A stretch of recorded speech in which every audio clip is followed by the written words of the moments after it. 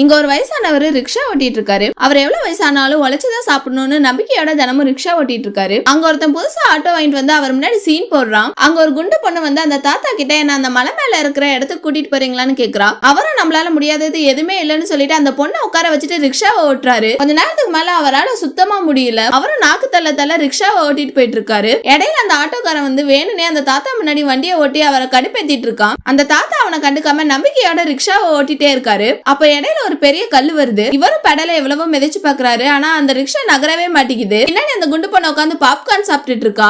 அப்ப அவளோட ஒரு பாப்கார்ன் கீழே விழுகுது. அவ அதை எடுக்கிறதுக்காக ஒரு செகண்ட் குதிக்கிறா. அந்த கேப்ல இந்த தாத்தாவும் ரிக்ஷாவை ஓட்டிட்டு போயிடுறாரு. ஒரு வழியா அந்த தாத்தா அந்த பொண்ணை கொண்டு வந்து அந்த மலைக்கு மேல இறக்கி விட்டுறாரு. அவர் அந்த பொண்ணை அங்க இறக்கி விட்டுட்டு ஜெயிச்சிட்டேன்னு சொல்லிட்டு ரொம்ப சந்தோஷப்படுறாரு. அந்த பொண்ணு அந்த தாத்தா கிட்ட தேங்க்யூன்னு சொல்லிட்டு அவருக்கு காசு கொடுத்துட்டு சந்தோஷமா அங்க இருந்து போறா. அந்த ஆட்டோக்கார மறுபடியும் இன்னொரு சவாரியை கூட்டிட்டு வந்து அங்க விடுறான். அந்த தாத்தா அவர் உழைச்சு சம்பாதிச்ச காசு அவரோட கையில பார்த்து ரொம்ப சந்தோஷப்படுறாரு. வாழ்க்கையில கஷ்டப்படாம கிடைக்கிறது என்னைக்குமே நினைக்காது. கஷ்டப்பட்டு கிடைக்கிறது நம்மளை விட்டு எப்பயுமே போகாது. இந்த கதையில இந்த தாத்தாவை பத்தி நீங்க என்ன நினைக்கிறீங்கன்னு கமெண்ட்ல சொல்லுங்க. நம்மளால ஒரு விஷயம் முடியாதுன்னு நினைச்சா சுத்தமா முடியாது. முடியும்னு நினைச்சா நம்மளால எதை வேணா சாதிக்க முடியும். நீங்க எந்த ஒரு விஷயத்தையும் ஆரம்பிக்கிறதுக்கு முன்னாடி நம்பிக்கையோட ஆரம்பிங்க. நல்லபடியா முடியும். நானும் என்னோட முழு நம்பிக்கையோட இந்த சேனலை ஆரம்பிச்சிருக்கேன். உங்களோட அன்பை கொடுத்து சப்போர்ட் பண்ணுங்க.